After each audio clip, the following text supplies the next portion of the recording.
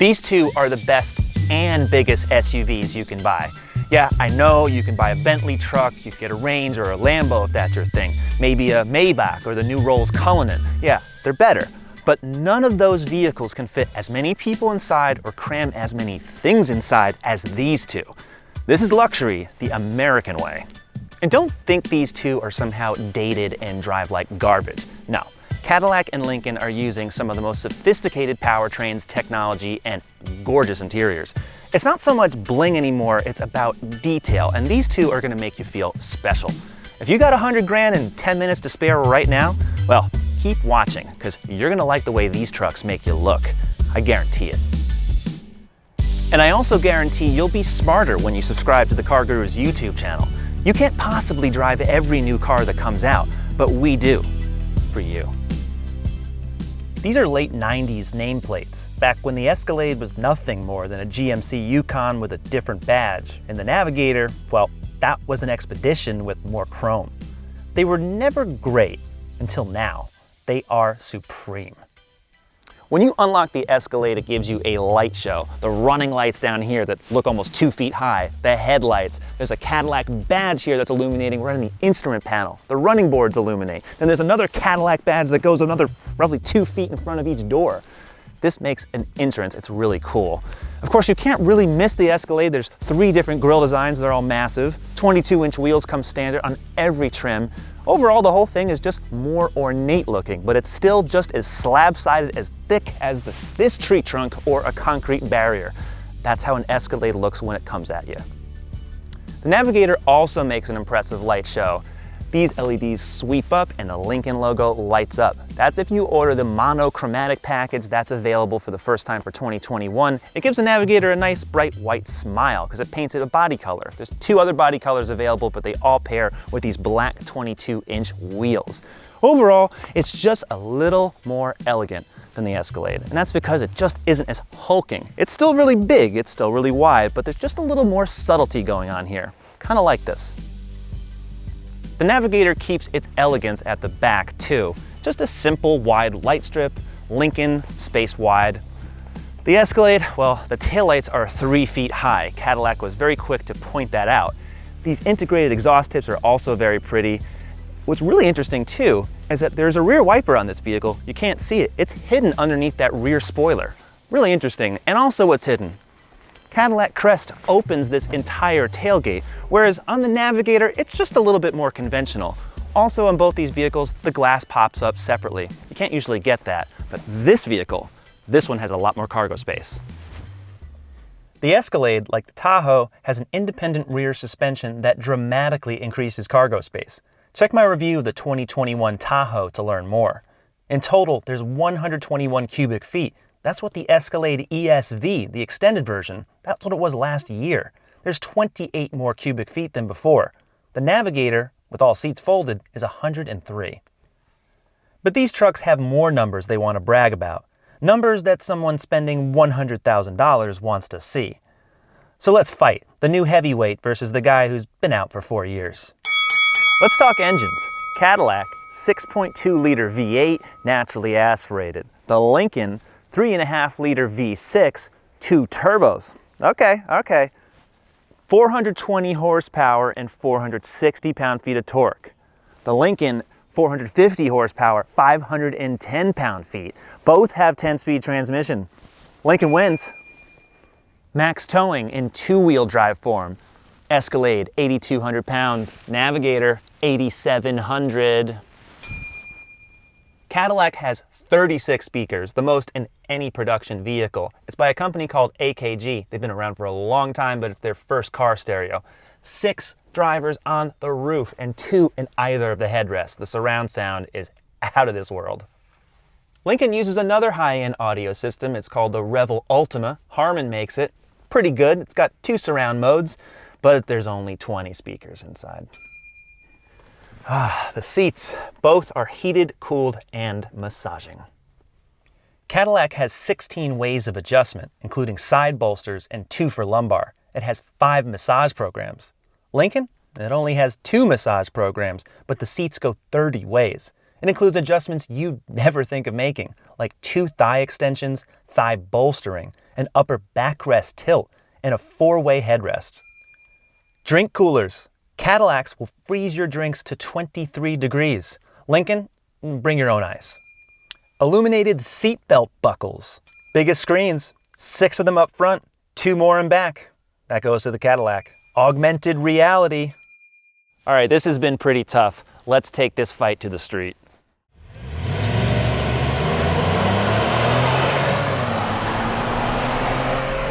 There's nothing like being in a big truck with a big V8. That's really old school. And the Cadillac V8 is still old school. It's overhead valve, it's a pushrod design. But hey, what works works, right? And it's still direct injection. It deactivates a lot of the cylinders. So you actually get decent fuel economy. Not great, but for the size of this vehicle, pretty good. Overall, it's in the teens though, because that's just the way it is. And let's not even talk about what the EPA numbers are, because you don't really care if you're spending $100 grand on a luxury truck like this. What you want to know is how it's driving. So the 10-speed automatic is good. It really actually reacts well. It doesn't trip over itself. There's not too many ratios. They're well spaced. What I don't like is that these paddle shifters are not active right now unless I drop this gear selector down to L and then they work. So when you really just kind of want to slow down like I am right now around a hill, you have to do something before you hit the paddle shifters. That's kind of a moot point, so I'll put that back in drive. There's 4 selectable driving modes, but most important are the MagneRide dampers. Those are the magnetic shocks that can vary their viscosity and thus their firmness in just milliseconds. That helps the Escalade's ride, and it's an air suspension. The height changes overall when you're driving. When you're parked, it'll lower it to an access height, but when you're driving, man, it just feels like you're on like a mattress. Also old school is the 4-wheel drive. It shifts on the fly, so you can either have it in 2-wheel drive, 4-wheel drive, or if you order the towing package, you get a 2-speed transfer case, so you get 4-wheel drive low. There's also an auto setting, which will essentially make the Escalade ride in rear-wheel drive unless it detects slippage. But at that point, it may be too late if you're on a snowy trail or anything like that. So there's all these buttons over here to let you do that, and it works pretty well. What's most surprising though about the Escalade is that the steering actually has some good feel. There's actually a lot of precision. There's no slop in it.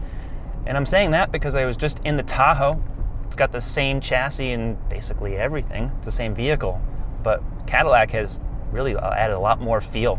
There really is precision to this. I can feel like I can take this around turns, not fast, but I can take it around a turn and just have a little bit more control about where those wheels are pointing. Not going to say this is a sports car, but in a big vehicle like this, that added control is really good. It kind of makes me wonder why Chevy doesn't have it, but that is something to the Cadillac price tag that you are paying for, and it is good, gotta say. The Navigator and the Escalade, they're both quiet. For $100,000, they should be. They've got lots of insulation, double pane glass. This Escalade is certainly much quieter than the Tahoe I was just driving before on another video, so that's all welcome. What's not so good, at least for now, there's no Super Cruise, so you can't do this, can't do that. That's Cadillac's semi-automated driving control. It's actually going to be a level 3 system on certain areas. It's going to steer itself, do everything. Cadillac has been delaying that forever. It was on the CT6 sedan. That was a car that no one bought. It was like the top trim on that. Then they said it's going to be on this Escalade, but it's still not here yet. So if you go to the GM configurator on Cadillac.com, you can configure it. But right now it's not available, at least not on our demo.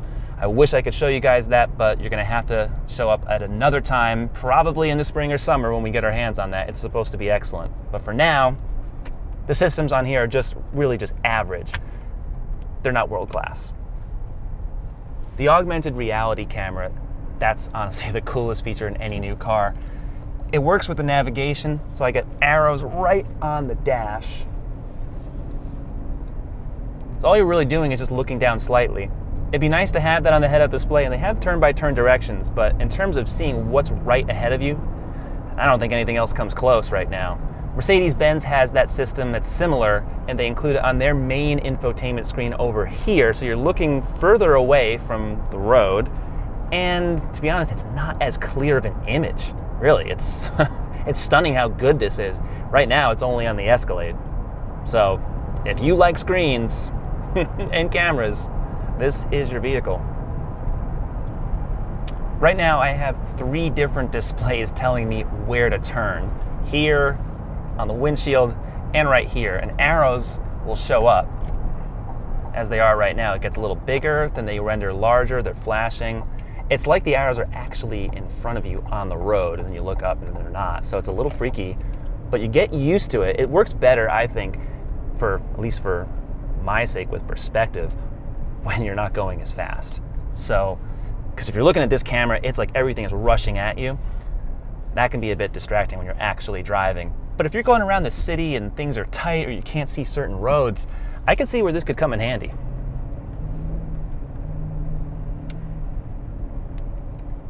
Also reassuring are the Escalade's brakes. The pedal feel is great, and the discs are just powerful enough. I felt like in past Escalades, the brakes just weren't as much up to task. They just looked too puny for those big wheels. This one feels a lot better.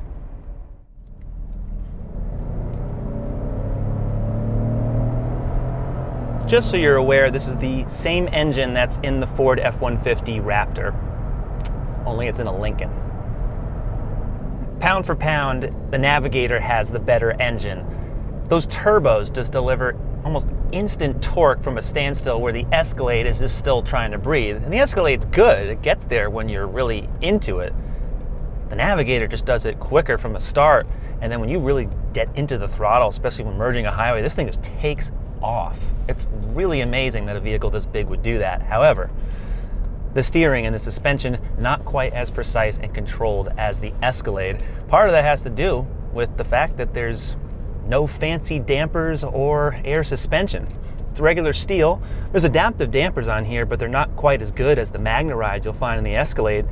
So on these 22-inch wheels and tires, they can, I don't know, the ride is just a little questionable sometimes. It crashes over bumps. It really is what it does. This is a really smooth road right now, but just know that your Navigator on the smaller 20s would ride a little better. I really would like the air suspension. Right now, that's only in the Aviator. That's the smaller SUV from Lincoln, which I absolutely love. Feels even quicker than this vehicle because it's just a little bit lighter. That's the one I'd recommend, but for a full-size SUV from Lincoln, it's a great experience. Just know that you're not going to get the same type of precision, I'd say, as you get in the Escalade.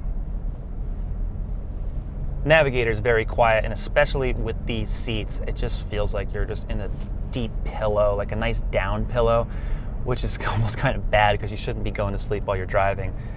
These vehicles do kind of lull you into that, so keep your eyes on the road. They're not self-driving, not yet, not for a long shot. But the thing about the Navigator, even with that twin-turbo V6, you might think it gets better fuel economy. Well, in reality, it does not. It's still in the teens. It's a big vehicle. So anytime you hear someone tell you, oh, my 6-cylinder is getting better fuel economy than the 8, ask them really what they're driving. In a big vehicle, not true.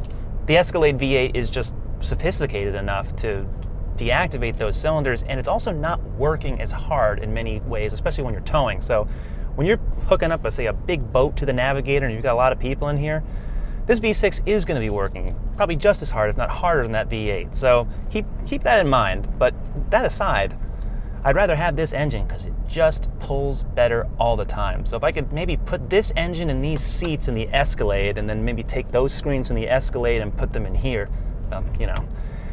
we can't really build our own car now, can we? But we can dream.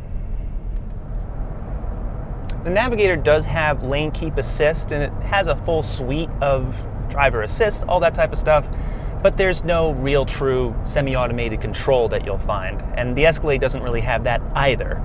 Their Super Cruise system is coming.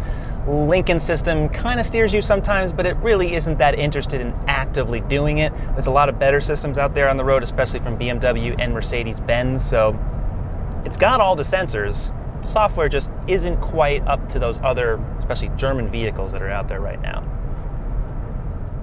So as long as you drive the Navigator with a bit more caution, I would say, than the Escalade, you're in for a fine driving experience, including the braking. It's smooth. It's a little softer in initial pedal feel, almost like you're stepping on an old piano, and it's just not as secure, but it is gradual. It's a nice feeling.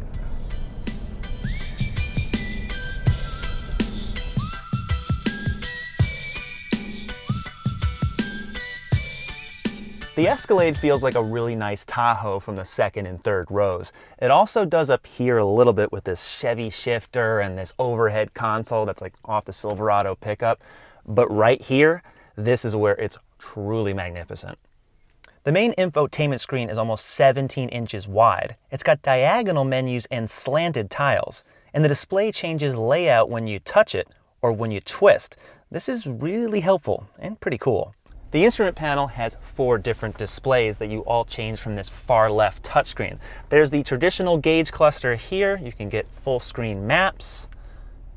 I can make augmented reality. This is amazing. And night vision will show up with pedestrian detection. There's also 3 more screens that you don't see in the mirror, this whole row of climate buttons, and the head-up display. Everything here is just gorgeous. This inlaid wood here, the super soft leather, all of this too on the doors and lower dash, that's a fabric. So they did a really stunning job with the materials. Navigator is simpler. It's pared back versus the Escalade, but it's no less grand. And actually, even though the screens are smaller, the Lincoln feels like a Lincoln all the time, where the Cadillac feels like a Chevy at times. These are amazing looking seats. Sporty, futuristic, sort of like a computer gamer's ultimate chair, only much nicer. The trim on the dash and doors, they're not as nice as the Escalade, but that's also because this is not the black label. If you upgrade to that one, you get really soft leather everywhere. Same thing with the technology here. It's good, but it's not as advanced as the Escalade. But all of the switchgear, the chromed here on the climate, these PRND gear selector that looks like piano keys, the turnstocks, the steering wheel, none of that feels like it's from a Ford Expedition. Honestly, I would also like this instrument panel to do a little bit more, but again, the design is muted. It fits the overall theme. It's executed really well. My Navigator Reserve, $92,430. My Escalade Premium Luxury Platinum, $108,350. You can option the Navigator Black Label to that same price for rear entertainment, rear console, special paint, even better leather. Or you could buy a Mercedes GLS 450 loaded up, a BMW X7 M50i loaded, or a mid-price Range Rover. Some of those vehicles drive better and bring more to the interior, but they're not that much better and they're smaller.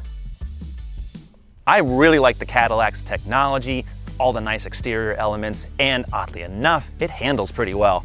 But the Lincoln, that's got the better engine, it's got the better seats, and overall, it just feels like the expensive luxury truck that it is. The problem with the Escalade is that it's just too similar to the Tahoe inside. It uses too many off-the-shelf GM parts that are just not special enough, and certainly not for 16 or 20 grand more than that Navigator.